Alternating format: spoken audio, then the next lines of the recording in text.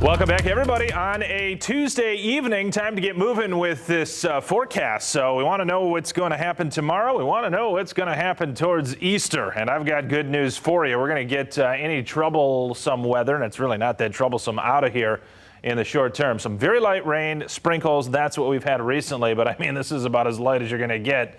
Get this low of an amount of rain in the rain gauge. 100th is all we've had out at the airport, as we talked about on the earlier shows tonight. Just enough to make the pavement damp, but it's gone by tomorrow morning. Look at these temperatures, though. 32 right now. It's 50. I mean, we're going to drop off a lot with winds that will be on the lighter side, not completely light. Still a touch breezy, around 10, maybe 15 at times, but a lot lighter than earlier today. Those winds will pick up, though, through the morning and early afternoon again tomorrow, but for a different reason. Today it was because we were shuttling in all this mild air, topped out at 67, and tomorrow because we're advecting in or displacing colder air from the northwest into West Michigan, and that will hold us in the lower 40s for daytime highs. Breezy and colder on Wednesday, everybody, so a different type of a day tomorrow. 25 degrees colder I've got for a daytime high. Same story for Thursday. We'll start to warm up, though, through the weekend. That'll begin on Friday. It'll be chilly, highs in the upper 40s, but by the end of the weekend, could it be near 70 on Easter Sunday? I think that's a possibility.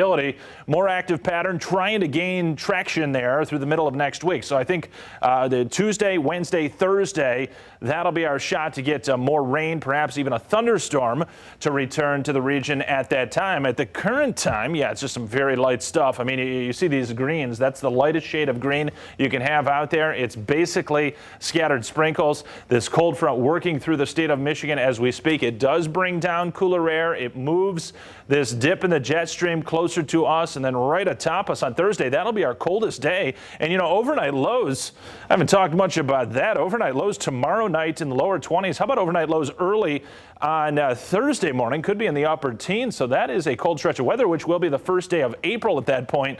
Just not going to last a real long time. Temps in the upper 40s along the lakeshore. Right now, we've got a west wind around 10, maybe 15 miles per hour at times. Those are wind gusts from earlier today. Got to 49 miles per hour in Muskegon. So it was another very windy one around the region, but helping to warm us up. Look at this cold pocket of air, though, coming southward. Ryan and Janice, and it is shown by these blue and even purple colors. So if this was like January or December, yeah, we'd probably be having highs like in the lower teens or mid-teens, something like that. I mean, it's not outrageously cold, but it is chilly, and a trough of low pressure. That's pretty cold.